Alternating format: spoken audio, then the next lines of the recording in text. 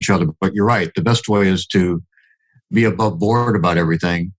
But the human condition prevents that from happening many times, or most of the time, when somebody comes in to see you for a divorce, because by the time they get to the point that they want to be in your office, or talk to you, it's pretty serious. That means they're strongly considering it.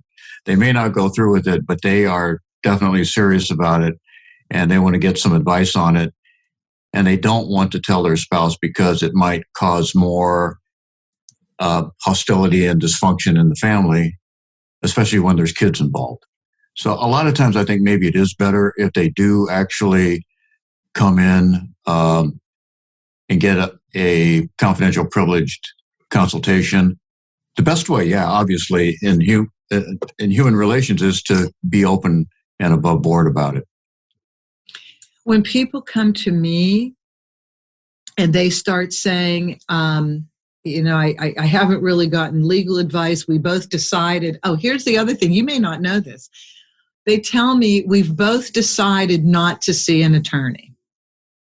And I say, well, I think you both made a pretty bad decision, because I think you both need to see an attorney.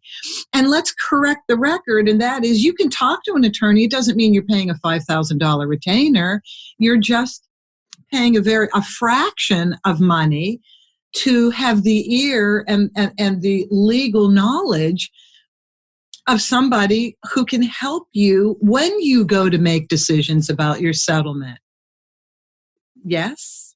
Yes, absolutely. I hear that all the time too. As, the husband or the wife or the partner will say, listen, we've agreed that we don't want to get attorneys involved. But my sister-in-law or my brother-in-law or my friend down the street is telling me that I should go get some legal advice. But, I really don't want lawyers involved. And you're right, though.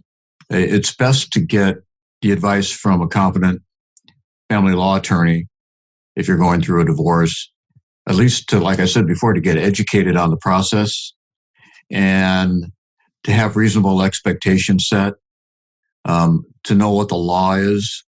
And I also tell people, if you and your spouse can reach an agreement, you don't really have to go by the law if you can reach an agreement that you guys can both live by.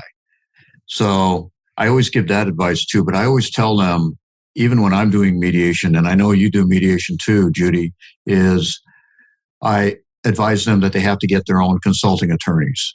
And I tell them they need to do that because it's in their best interest to consult with someone to learn what their legal rights are and what they're up against and whether they're reaching a good agreement or a bad agreement where they're basically committing financial suicide for the future or for their future. So yes, it's always best to at least consult with an attorney. And like you said, it doesn't cost that much. And it could save you a lot of heartache in the end. Because as you know, as attorneys, it happens more than a half a dozen times a year where you get someone that has made a big mistake.